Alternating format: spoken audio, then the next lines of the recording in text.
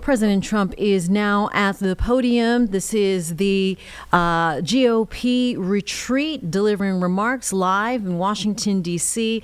Let's go ahead and plug into Live Impact News on WCNC+. I want to just say that, I announced I was coming over here, and I said, I love those Republicans, and I meant it. I said, except for maybe a couple I don't love.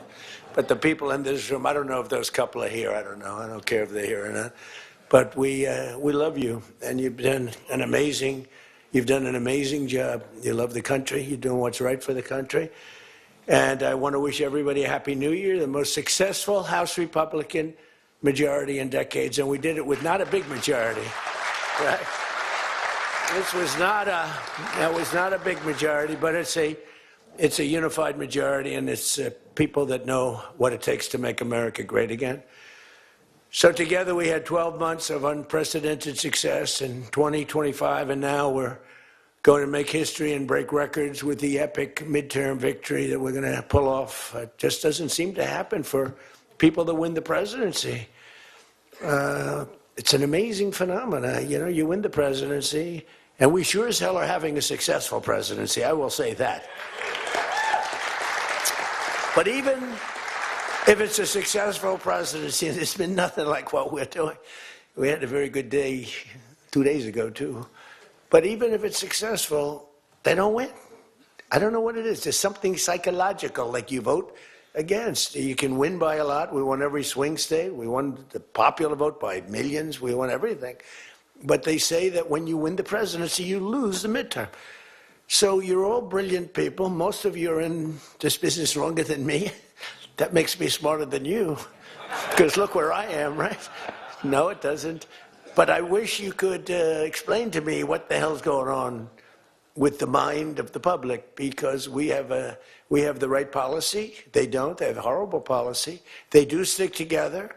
They're violent. They're vicious. They're vicious people, and they stick together like glue. They don't have a couple of the people that we have. A couple of people, not too many. Really very few. And that's why I want to just say that before we go any further, I want to express our tremendous sorrow at the loss of a great member, a great member, Congressman Doug LaMalfa, who passed away yesterday, as you probably have heard.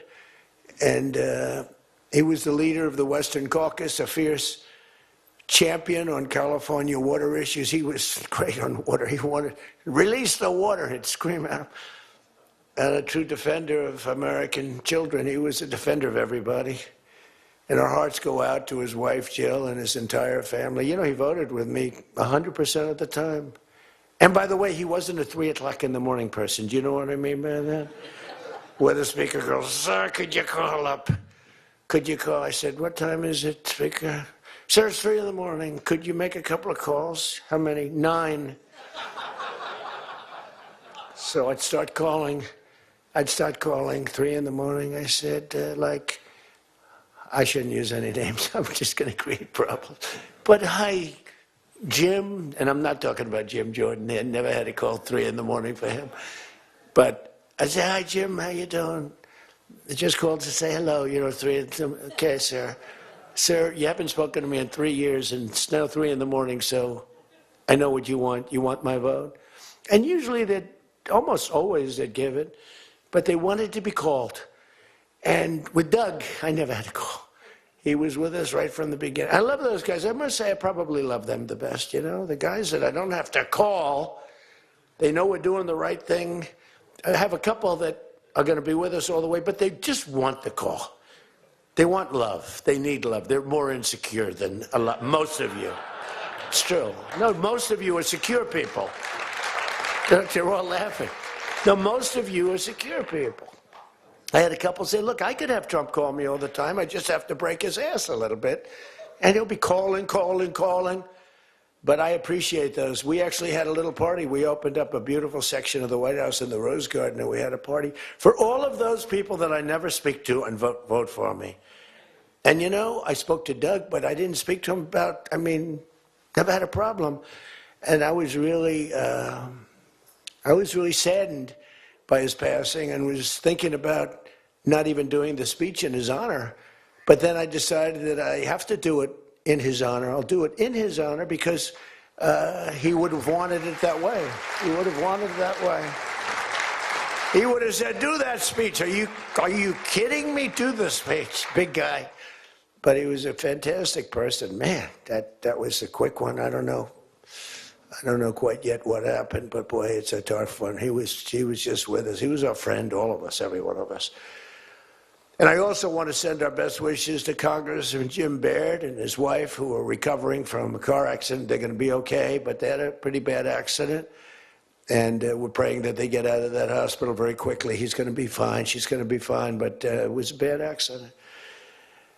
And I want to thank the man who has been central to so many of our triumphs. He really has been. He's the guy that would call me to make those calls all the time. He's always working. And he's a nice person. You know, he's a high-quality person.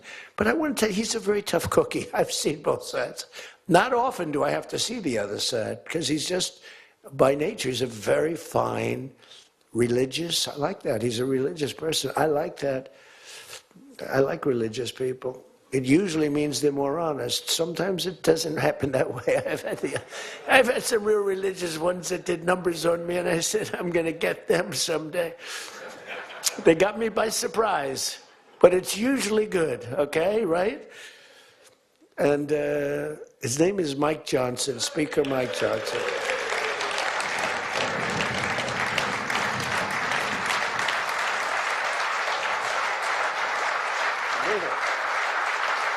He has my complete and total endorsement. Stand up, Speaker. So, you know, but it is true. A lot of times they'll say, I wish Mike were tougher. He's tough. He's tough as anybody in the room, actually. But can't be tough when you have a majority of 3. And now, sadly, a little bit less than that. I mean, a little bit less than that, maybe. But you can't be Trump. You can't, I want you. You know, you make 10 enemies, 20 enemies. That's the end of that, right? Everybody loves him. I would say there's one person he's given up on. I mean, I think he just gave up on this guy. He's so bad. He never votes for us. But no matter how good, he won't vote for us. There's a sickness there. You know, there's something wrong. You can have the greatest bill, the greatest for the country. Forget about for Republicans. Great, great, great for the country. I'm a no vote. We don't even bother calling him at 3 in the morning, do we? Huh? But I want to thank another guy who's as tough as they come, because he went through something that none of us have gone through. I went through a little shot, but I get that throbbing feeling every once in a while. But what he went through was incredible. And that Steve Scalise, he got hit hard. Where's Steve? Steve.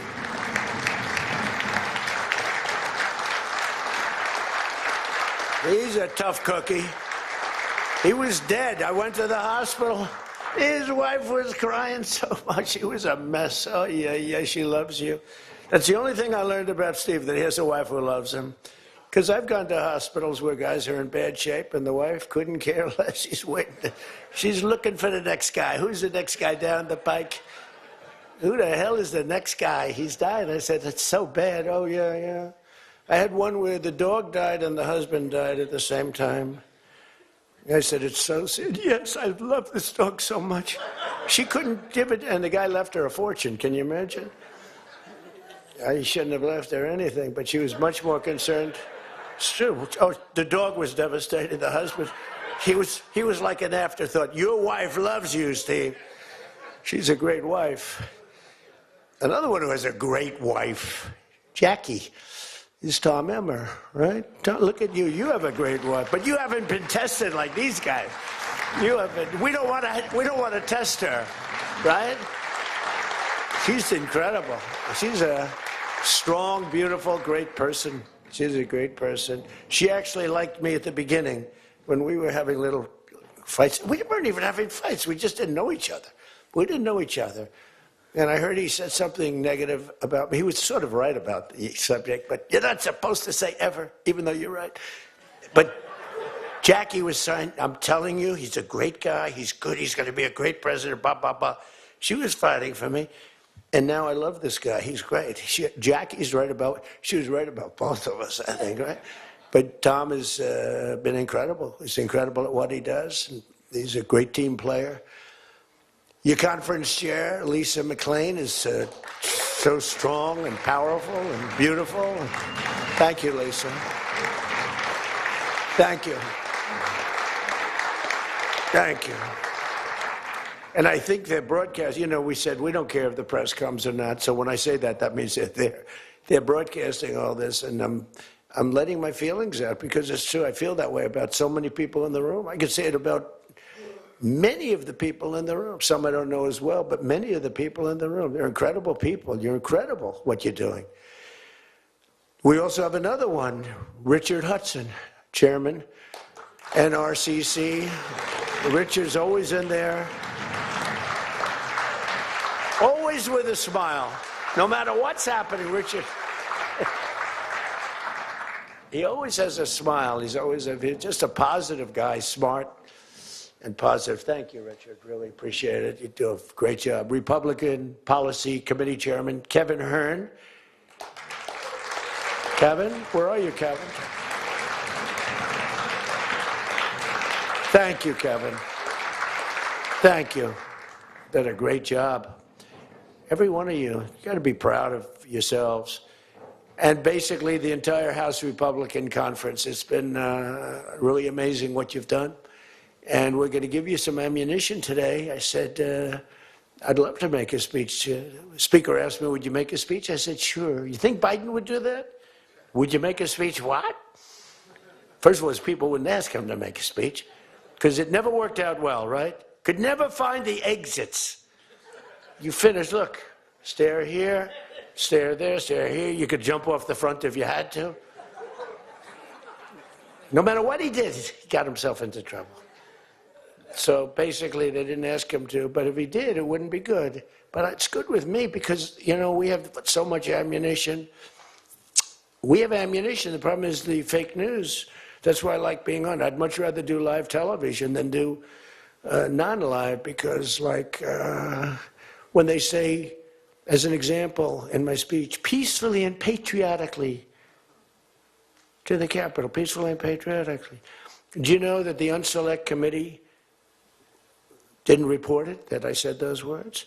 Do you know that the news never reported the words walk or march peacefully and patriotically to the Capitol? Do you know they never reported it? It's a scandal. The Unselect Committee never reported that. They never reported that Nancy Pelosi was offered 10,000 soldiers, National Guard soldiers, whatever you want. No, I don't want them. And the mayor. The mayors were in writing. She was more honorable about it. But Nancy got caught when her daughter did a documentary. She's a documentariist. And she has her mother saying, it's my fault. I should have taken the soldiers or something. I saw that in the documentary. I said, whoa, this was a major story. Has she spoken to her daughter since that, you know? But they just, you know, they are vicious people, even on the attack. And it was an amazing military feat that took place yesterday. Think of it, an amazing military. The people are saying, well, thank you.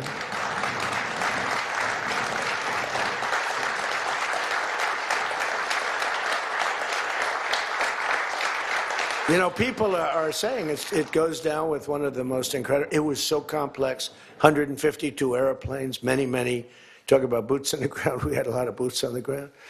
But it was amazing. And think of it, nobody was killed. And on the other side, a lot of people were killed. Unfortunately, I say that, soldiers. Cubans, mostly Cubans, but many killed. And they knew we were coming, and they were protected, and our guys weren't. You know, our guys are jumping out of helicopters, and they're not protected, and they were. But it was so brilliant. The electricity for almost the entire country was, boom, turned off. That's when they knew there was a problem. There was no electricity. Caracas said, there's no electricity. It's not a... The only people with lights were the people that had candles. It was just off. So we sort of got them a little by surprise, but It was brilliant tactically. It was an incredible thing. But I watched where Schumer, he's such a bad guy. I mean, I've known the guy for a long time, and he's such a bad guy. You know, at some point they should say, you know, you did a great job. Thank you. Congratulations. Wouldn't it be good? I would say that if they did a good job. Their philosophies are so different. But if they did a good job, I'd be happy for the country. They've been after this guy for years and years and years. And, you know, he's a violent guy. He gets up there and he tries to imitate my dance a little bit. But he's a violent guy. And he's killed millions of people. He's tortured. They have a torture chamber in the middle of Caracas that they're closing up. But he's tortured people. And now what they do, the radical left, they actually have people, and it's hard to get them. They're all paid people. Most of these people are paid. You know they're paid when they have brand new, beautiful printed signs by like the highest quality printer, and you have a woman, free Maduro, and the sign is before we even did the attack. You know, free Maduro. Why do you want him freed? I don't know, but he should be free. Oh, she reads the sign. So what does that say? It says free. Well, that's what I believe. And you know, you see the sign. It's like, Lisa, we should all have quality signage like that. The one thing I want their sign maker. The guy is great. He does beautiful signage. You know, the old days was better when they used to write out their own sign, wasn't it? They'd make a sign in the basement. They'd have an old broken board holding up a sign, and it's made with a magic marker, sloppy as hell, and it meant something. But today, when you have that yellow and black, they should use different colors a little bit. But the yellow is a beautiful shade of yellow. No, I want to find out who that is. I want him to work for the Republican campaign. He's much better than our guy, whoever the guy is. But the United States proved once again that we have the most powerful, most lethal, most sophisticated, and most fearsome. It's a fearsome military on planet Earth, and it's not even close. You know, I've been saying it for a long time. Nobody can take us. Nobody. We don't want to have it. We don't have a discussion, but you read all and you see everything else. Nobody could have done that. Nobody has our weapons. Nobody has the quality of our weapons. The problem is we don't produce them fast enough. We're going to start producing them much faster. We're going to be very tough on the companies. We have the best weapons in the world, but it takes too long to get them, including allies, when allies want to buy them. And they have to wait 4 years for a plane, 5 years for a helicopter. We're not letting that happen anymore. We're telling our defense contractors, you're going to start building faster. You know, guy makes... I have a big problem with it. I'm the king. I have sold more Boeings than any human being on earth. They gave me an award, Salesman of the Year. I said, what about Salesman of the in the history of Boeing? I've sold more Boeing planes than any man in history by far, probably over 1,000. Over 1,000 planes. I said, that's the good news. But why should they wait 3-4 years to get a plane? They should build them, get them immediately. The F-35s, it takes too long to get them. The Apache helicopter. I mean, I had India coming to me, sir, I've been waiting 5 years. We're changing it. We're changing it. India ordered 68 Apaches, and Prime Minister Modi came to see me. Sir, may I see you, please? Yes. I have a very good relationship with him. He's not that happy with me because, you know, they're paying a lot of tariffs now because they're not doing the oil, but they are. They've now reduced it very substantially, as you know, from Russia. We're getting rich because of tariffs, by the way. I hope everyone understands that. They hate to report. We're going to have over $650 billion poured into our country or coming in shortly because of tariffs. You know, they're finding all of these pockets of money. A couple of weeks ago, sir, we're off by $39 billion. Oh, is that good or bad? Meaning, do we have it or are we short of it? Sir, it's $39 billion that we can't account for. That means we have an extra 39. Yes, sir. I said, well, what are you saying? We just don't know where it came from. I said, check the tariff shelf. Sir, that tariff doesn't start until September. He said, no. It started about a month and a half ago. Check it. Comes back 25 minutes later. Sir, you were right. It came from tariffs. This never happened to us before, where we find plus 39 billion, not million, plus 39 billion. They were missing We've taken in $650 billion or shortcoming, and that's because I'm being nice. If I want to be, and we have national security because of tariffs. And frankly, we have a big Supreme Court case. I hope they do what's good for our country. I hope they do the right thing. The president has to be able to wheel and deal with tariffs. Now, if you have the right president, it's good. You have the wrong president, if you have the wrong president, nothing's good. Tariffs are the least of your problems. We found that out. All right, everyone. 10:30 right now. We need to take a break in the middle here of President Trump's remarks. Confident that he will still be speaking when we come back on Live Impact News on WCNC Plus.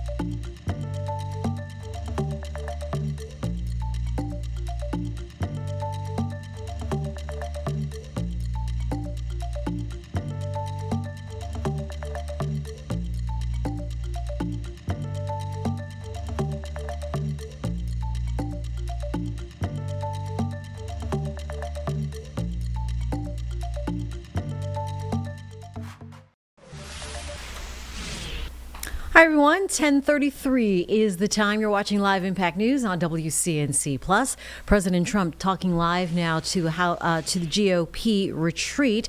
This is in Washington, D.C. We continue to listen in on Live Impact News on WCNC Plus. Voter ID. Sir, would like to see your identification. Do you come from our country? They put him in jail for tampering with the election. Okay? We got to straighten this out before it gets too crazy. California is more corrupt than any place. California is more corrupt than Minnesota. And I won Minnesota. Well, Tom's going, I think so. Well, it's close. It can't be proportionately, probably nothing's more corrupt, right? We got to win something. Yeah, right. He says you got to win. I'll tell you what, I did great there 3 times. I was surprised 3 times. Those elections are corrupt. They got you one time, too. But I heard a long time ago, but they got you. But they got to straighten those out. But we have to have voter ID. And you know, when you confront a Democrat about voter ID, like in a debate or something, I said it a couple of times with Biden, and they're very embarrassed when they say, we want voter ID, voter identification. The only reason somebody doesn't want that is because they want to cheat. Our elections are crooked as hell. And you can not only win elections over that, and not only win future elections, but you'll win every debate because the public is really angry about it. And you ought to pass the SAFE Act, or whatever you're going to call it. Are we going to SAVE Act or the Save America Act? I think we're going to change the name a little bit. You're going to put that up for a vote? I think everybody in this room certainly should do it. And it's a bad vote for them because they're voting against things like voter ID and other things that are almost equal to voter ID. But when somebody says, no, we don't want voter ID, that means they're crooked. And the public understands it. You win elections with that. But I think it would be really important, Save America Act, if you would put that up for a vote. It's got my total endorsement. And all it is common sense things about the election. And they'll fight it like crazy because they cheat. That's the only way they can win. When you have policy so bad, when you have policy with men and women's sports, and they fight like hell for it. They still are. I saw the other day a person that you know very well, a congressman, was fighting like hell. And, I was out the other day with somebody, and I was with an ex-football player. The guy was massive. His leg was like this. And a young woman who plays flag football. And she's very good, supposedly, as an athlete. She's smaller than this guy's leg. Okay? And if they were playing football together, he wouldn't even have to run. He could just keep walking. They couldn't take him down. He can't even believe it. But there's so many. They had a race, a long-distance race. They had champion men, women, one of those marathon deals. The man finished 5 hours and 14 minutes and 36 seconds sooner. He beat the champion woman by 5 hours. It's so demeaning to women. It's so ridiculous, right? It's so ridiculous. The weightlifting, take a look at the weightlifting records. One record stood for 18 years, and it was broken by 112 pounds. They couldn't get 1/8 of an ounce, They'd put an eighth of an ounce on. Then she's going to break the record for her mom, who's sitting in the front with her father. I'm going to break it, Dad. And she's out there. We're adding 1/8 of an ounce to each side. This record has stood, ladies and gentlemen, for 18 years. But she's going to do it. She's looking to get into the Olympics, right? And she gets up, and they put a little tiny thing like this, little thing. And my wife, by the way, my wife hates when I do this. She said, she's a very classy person, right? She said, it's so unpresidential. I said, but I did become president. She hates when I dance. I said, everybody wants me to dance. Darling, it's not presidential. All right, we'll get back to the president here in just a few minutes, but first, want to get to some breaking news. From NASCAR, Commissioner Steve Phelps has announced that he is going to resign at the end of this month. This is after more than 20 years with the top racing series here, and of course, amid a nasty federal trial that alleged his inflammatory text that he sent during negotiations, during revenue sharing negotiations. Of course, in that trial that was with Michael Jordan's 2311 team, NASCAR settling a lawsuit with 2311 owned by Michael Jordan and Denny Hamlin, along with Front Row Motorsports. So a contentious trial. The announcement now coming before the beginning of the next NASCAR season. Right, Carlene? Yes. All right, very About good. a month away. A month the start. away. Yeah. All right, things are being shaken up there in NASCAR world, but Steve Phelps is going to resign, official for the end of the month. We'll get back to President Trump's remarks at a GOP retreat in 2 minutes. You're watching Live Impact News on WCNC Plus.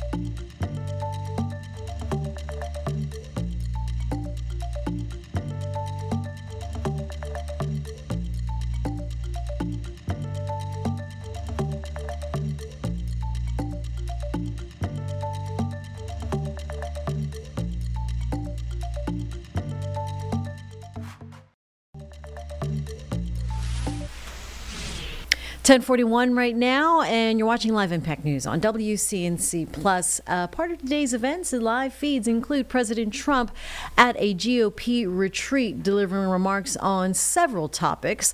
We continue to listen in on Live Impact News on WCNC Plus. It says to me, nobody cares about the border because it has a shelf life. I fixed the border. I fixed it in my first term, but now I really had to fix it. It was much worse. When I came into office, millions and millions of people were pouring into our country. And I fixed it. And my guy, who's incredible, says, people don't want to hear it, sir. You've done that. The problem is people forget that I did it. They totally forget. They were talking about the other day, we don't like Donald Trump on this. We don't like Donald Trump on that. And somebody just out of the blue said, well, he did an unbelievable job. Who cares about that? They're saying, that's been done. What do we do about that, Mike? Everything you do, it's almost like what have you done lately is the way you have to run your life. In other words, I could have the most unbelievable 4 years, and I guess I'm not allowed to run. I'm not sure. Is there a little something out there that I'm not allowed to run? But let's assume I was allowed to run. I could have, there's going to be a constitutional movement. No, I could have the most unbelievable 4 years. Everything was great, but in the last week, I made a little slip up in something, and you lose the election. It's like, so we can't let them forget that we did such a great job on the border. By the way, Venezuela, everyone, they're marching in the streets, they love it, except in New York. I mean, where they find these people? These people, and they're not these people are a mess. I know it's not nice to say that. These people are a mess. Where do they find these people? They're the worst looking people I've ever seen. They got hats that are all frayed and they look like, they're all paid. They don't even know what they're talking. When the reporters don't interview them because they know that it's, the press is so anti. It's hard to believe the press could be so anti. Because it's all common sense. It's not we're conservative, whatever. Doesn't matter. We're all common sense people. It's not even conservative, it's common sense. But the press has no credibility whatsoever. Think of it. I got 97% bad stories on one network, 93% on the other, and I won in a landslide. You know what that means? The press has no credibility. That's all it means. And we got to keep it that way. So I don't talk too much about the swimming, the weightlifting, the boxing. I don't talk about it. You know why? I want to start bringing it up about a week before the election because I don't want them to correct themselves. I don't want them to say, we've decided that we don't want to have men playing in women's sports. That'd be a devastating blow for us. Because that's, they say it's an 80-20. No. It's about a 98-2 issue. We've decided that we will not have open borders where the entire world, from the Congo, prisons from the Congo, these are extraordinarily tough people. These are people that make our motorcycle gangs look like fine young men. Okay?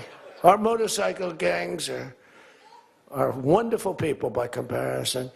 No, they come in from prisons in the Congo. They come in from prisons from all over the world, but in particular... All right, we will get back again to President Trump's remarks at that GOP retreat. Right now, I want to get you to some breaking news. This is out of Charlotte Douglas, live scene where a fire truck's been seen. They're just outside of Gate C10. We are working to learn more, but if you do have a flight today, it looks like American Airlines. There is some kind of activity with at least one fire truck there near the tarmac, near the gate C10. And when we learn more, we will pass that along to you. All right, back to President Trump on Live Impact News on WCNC Plus. Call the police. This is Trende Rugg. We're talking to the man that owns the building. Did you call the police? Yeah. Boom, they cut off his fingers. If you call him again, the next time your hand comes off. Can you believe it? The guy's walking around, his fingers were cut off. And these are the animals that we're throwing the hell out of here. Washington, D.C. is now the safest city in the country. And you people know that better than anybody because you were I mean, think of it. You're in Congress, you're respected people, you're afraid to walk outside. Washington, D.C. Now, we had a terror attack 4 weeks ago, and one person's looking down from heaven, and the other one is actually recuperating and going to make it, I think, but really badly hurt. Really badly hurt. Most positive mother I've ever. No, my son's going to be fine, sir. The mother was telling me that the night of the attack, I went just like I went to you. I spoke to this incredible woman. Sir, everyone's praying for my son. He's going to be fine. The doctors thought she was, just hoping against hope. There was no chance. And 2 weeks ago, he got up and started walking around. It's amazing, actually. So maybe some really bad. It looks like he could be okay. He's going to have pretty bad after effects. But that was a terrorist attack on people that are doing a great job. And it could have been anywhere. But we haven't had a murder. We would have, on average, 2 murders a week in Washington. I don't even like talking about it. Two murders a week in Washington, D.C. We haven't had one in 7 months. People can walk out now. You can walk down with your wife down to the restaurants, which are booming, by the way. I mean, if you go back to before I got in, and we did a pretty good job 4 years ago, but there was never this, in my first term. So when we were during the first term, we were pretty good, but, it wasn't like that big of an issue. It became a big issue because people were being mugged all over the place. We had a couple of people working in the White House that were killed. We had one guy waiting for his wife in a car. They said, "Get out of your car." He said, "Well, I'm waiting for my wife." They blew his head off. The wife is walking up to the car. Animals. And then they get angry when I say, "They're animals." Nancy Pelosi, "They're not animals, they're human beings." No, they're not. This is another thing. That's a 98-2 issue also. No, they're animals, and we've taken them out. We've took out over 2,000 people, brought them back to their countries from where they came, or they're in prison now in Washington. Because it's not just like, you have to take the bad ones out. 2%, 3% of the population causes 90% of the crime. Think of it. 2% of the population in Washington, D.C. causes 90% of the crime. So when you get rid of the 2%, we took out over 2,000 people, got them out of the country or in prison. Some were so bad that we didn't want to send them back to their countries because they'll come back in, even though it's hard now, but they're pretty smart. They're sick, but they're smart. But you're now living in one of the safest cities in the country. It's a great thing. You can walk to the restaurants. Restaurants are booming. New restaurants are open. They were all closing. You wouldn't have had a restaurant. And I don't know about you, but to me, those soldiers standing there look so good. I'm not going to feel safe walking down the street without them. I don't think you would either. Even though, we took out so many criminals, I just feel better. To me, they're beautiful. I look at these soldiers, and you feel safe. You feel safe. I don't think if we took them out, even if the crime wasn't much, it would definitely be more. We did a great job in Chicago. They don't want to talk about it. We, against all this slob of a governor, this stupid slob, the family threw him out of the business. He was a dope, and the Pritzker family. But they threw him out of the business. And the mayor, he's a low IQ person, extremely low IQ. We should give everybody, like, these competency tests, right? The cognitive, they call it cognitive. I'm the only president that went for cognitive. I think every president and vice president should be forced to take cognitive exams, mental tests, like, are they intelligent? Wouldn't it be nice? Do you think Walz could pass a cognitive test, as an example? Do you think Kamala could? I don't think Gavin could. He's got a good line of crap, but other than that, he couldn't pass. I mean, here's a guy who didn't want to have water coming down from the Pacific Northwest. Why? They have a little tiny fish, this big, it's a little tiny fish, not doing well. You know why? No water. They're sending water. It's too much. It's killing the fish, so they cut it off, and then they have 25,000 houses burned down. They don't know why. No, I think, I believe in it. I'm the only one that took a cognitive test. It's the worst.